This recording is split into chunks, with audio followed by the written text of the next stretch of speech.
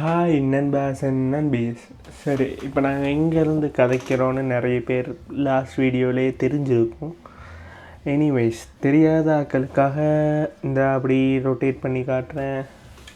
Zoom போ இல்லை. என்ன தெரிகிறது? அது ஒண்ணுமில்லடா. செக் பண்ணி பார்த்தீங்கன்னா தெரியும். வீடை காட்டினா எனக்கு எப்படா தெரியும்னு கேட்டிங்கன்னா, நாங்கள் கேரளாவில் நிற்கிறோம்.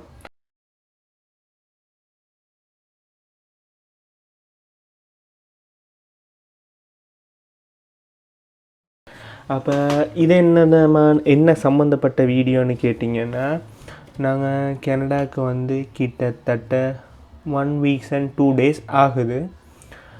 எனினும் அந்த பட்சத்தில் தெரியாதா, கொஞ்சம் கிட்ட தடியில் தான் வந்தது.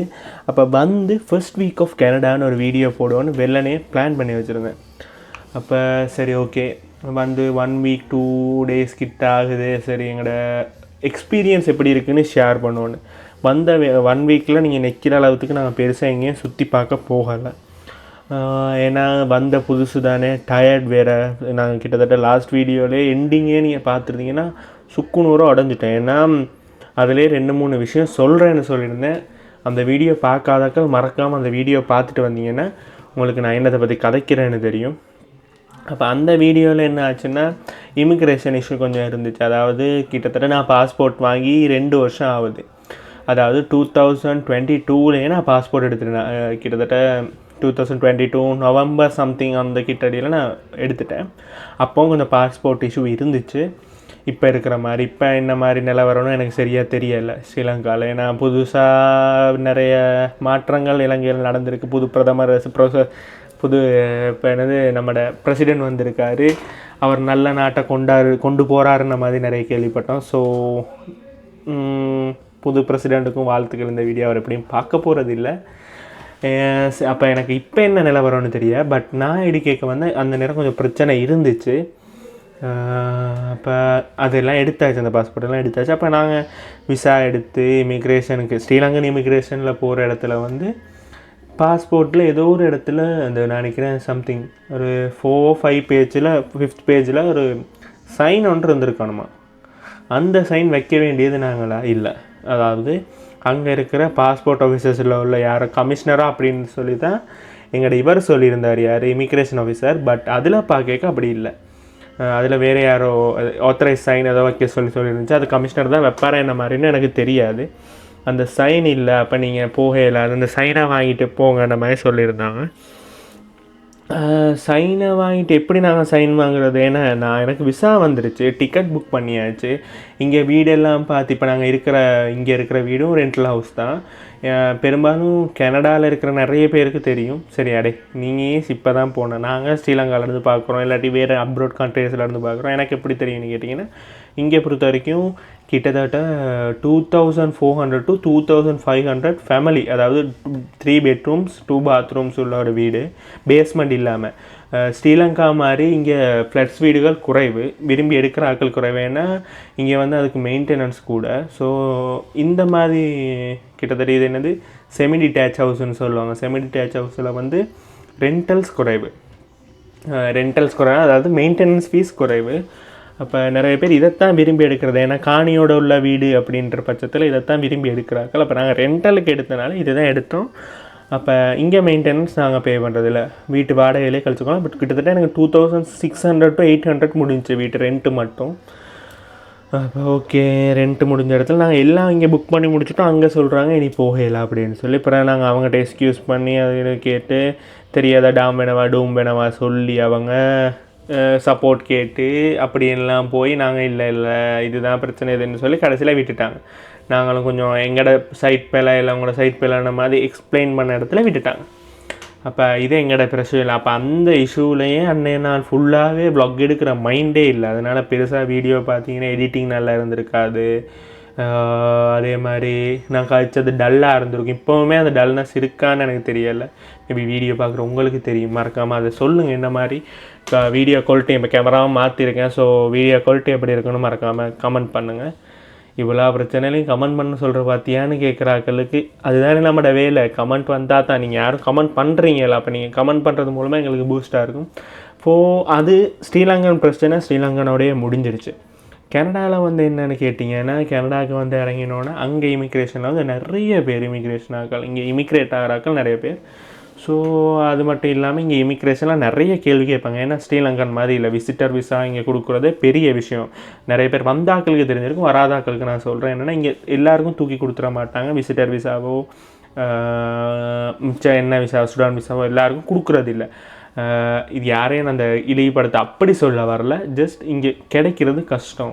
அப்போ அந்த பட்சத்தில் இங்கே வந்து சரியான ஸ்ட்ரிக்ட். நீங்கள் இதுக்குள்ளே இமிக்ரேஷனுக்குள்ளே வந்தீங்கன்னா கிட்டத்தட்ட நான் நினைக்கிறேன் 2.5 hours. ஏரோப்ளைன் வந்து இங்கே கனடா டைமுக்கு 9:30 லேண்ட் ஆச்சு. 9:30 லேண்ட் ஆன ஏரோப்ளைன் நாங்கள் இமிக்ரேஷன் முடிச்சு போய்க்க 2 o'clock, கிட்டத்தட்ட 2 o'clock தான் போனோம். அப்போ எவ்வளோ நேரம், கிட்டத்தட்ட 6 hours, 6 இல்லை 4 to 5 hours வெயிட் பண்ணியிருப்போம். இப்படி 2:33 தான் நாங்கள் ஏர்போர்ட்டை விட்டு ஃபுல்லாக வெளியில் வந்தோம். இது இல்லாமல் லக்கேஜுகள் செக் பண்ணி அங்கால சின் நம்பர், அது இங்கே ஒரு சிஸ்டம் இருக்குது. இங்கே நீங்கள் வந்தீங்கன்னா சின் நம்பர் எடுக்கணும்.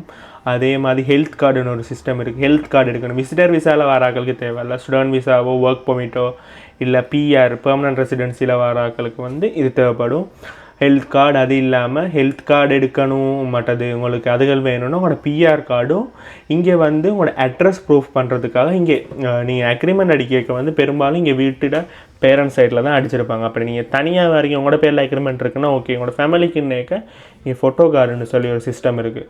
ஃபோட்டோ கார்டு தான் உங்களோட அட்ரஸோடு வரும், அட்ரஸ் ப்ரூஃப். அதுக்காக நீங்கள் ஃபோட்டோ கார்டு எடுக்க வேண்டி வரும்.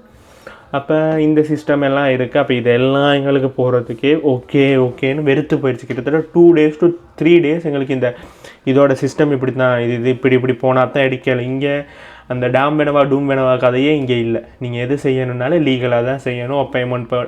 அப்பாயின்மெண்ட் போட்டு வெயிட் பண்ணி க்யூவில் நின்று, இங்கேயும் க்யூ இருக்குது, சும்மா போய் சொல்லக்கூடாது இங்கே க்யூ இல்லைன்றதெல்லாம் இல்லை.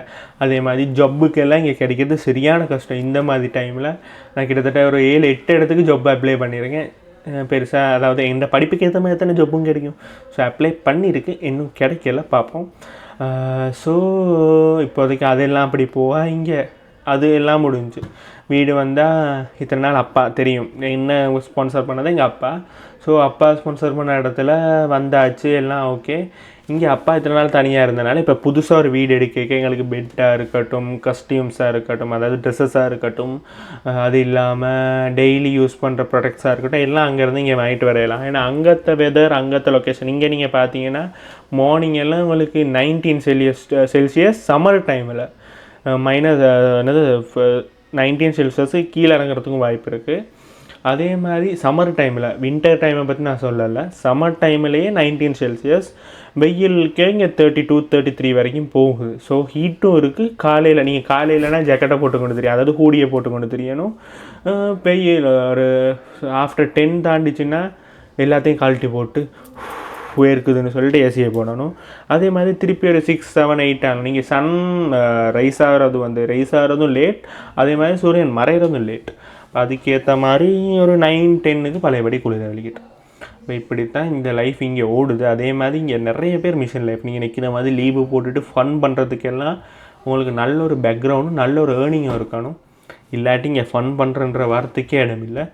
ஸோ இப்படித்தான் ஃபர்ஸ்ட் வீக்ஸ் ஆஃப் கனடா போச்சு. எல்லாம் டாலர்ஸ் எல்லாமே. நாங்கள் ஒரு பேஜ் சொல்கிறோம், நாங்கள் அங்கே வெங்காயம் 1 கிலோ 300 வாங்குகிறோமா, இங்கே பார்த்தீங்கன்னா ஒரு $2 to $3 கிட்டத்தட்ட.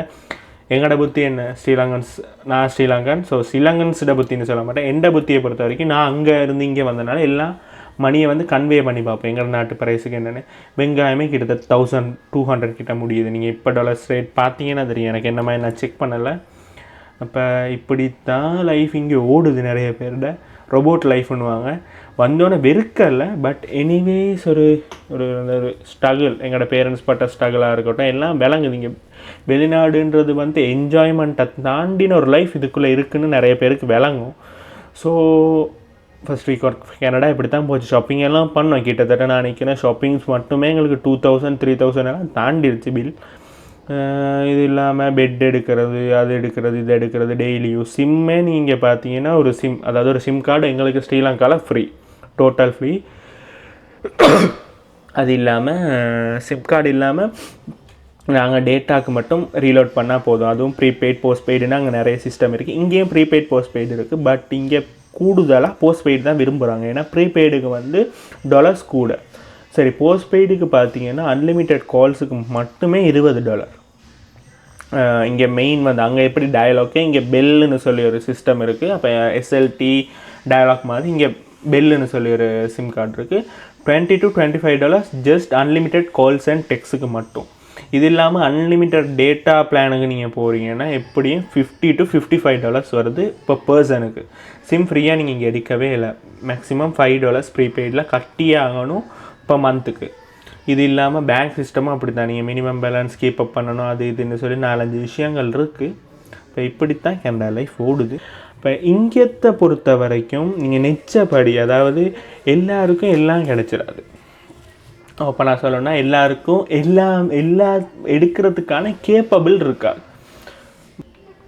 அப்போ நல்ல ஏர்ன் பண்ணுறீங்க அப்படின்ற பட்சத்துலையுமே இங்கே பொறுத்த வரைக்கும் சேவிங்ஸை விட இங்கே கிரெடிட் ஸ்கோர் அது இதுன்னு இருக்குது. இப்போ தான் நான் வந்து 1 வீக் ஆகுது. ஸோ இந்த 1 வீக் எக்ஸ்பீரியன்ஸை மட்டும் தான் ஷேர் பண்ணியிருக்கேன். மேபி ஃப்யூச்சரில் என்ன மாதிரி என்ன அப்டேட்டு, நீங்கள் நிறைய இடம் இருக்குது சுற்றி காட்டுறதுக்கு. இந்த வீடியோ சப்ஸ்கிரைப் பண்ணி வச்சுக்கோங்க. அதாவது இந்த வீடியோவில் இந்த சேனலை சப்ஸ்கிரைப் பண்ணி வச்சுக்கோங்க. ஸோ கனடாவை சுற்றி பார்க்குறதுக்கு என்னோட சேர்ந்து நீங்களும் வருவீங்க நான் நம்புகிறேன். நெக்ஸ்ட் வீடியோஸில் புது கண்டென்ட்டோட உங்களை சந்திக்கிறேன். Until then signing off Shisha. நீங்கள் பார்த்து கொண்டிருக்கிறது மிஸ்டர் ஷான்ஷியல் விலாக்ஸ். மறக்காமல் சப்ஸ்கிரைப் பண்ணி இந்த வீடியோ எப்படி இருக்குன்னு கமெண்ட் பண்ணுங்கள். இந்த வீடியோவில் பெருசாக கண்டென்ட் இல்லாமல் இருக்கலாம், பட் ஃப்யூச்சரில் நல்ல வீடியோஸ் தருவேன். கண்டென்ட் இல்லை, இப்போ என் கையில் நிறைய கண்டென்ட் இருக்குது. கண்டென்ட் இல்லைன்னு சொல்ல மாட்டேன், பட் எனக்கு கொஞ்சம் டைம் வேணும். இங்கே வந்த புதுசு தானே, ஸோ எனக்கு கொஞ்சம் டைம் தேவைப்படுது. எனக்கு நீங்கள் டைம் தருவீங்கன்னு நம்புகிறேன். நெக்ஸ்ட் வீடியோவில் மீட் பண்ணுவோம். அன்டில் தென் பாய்.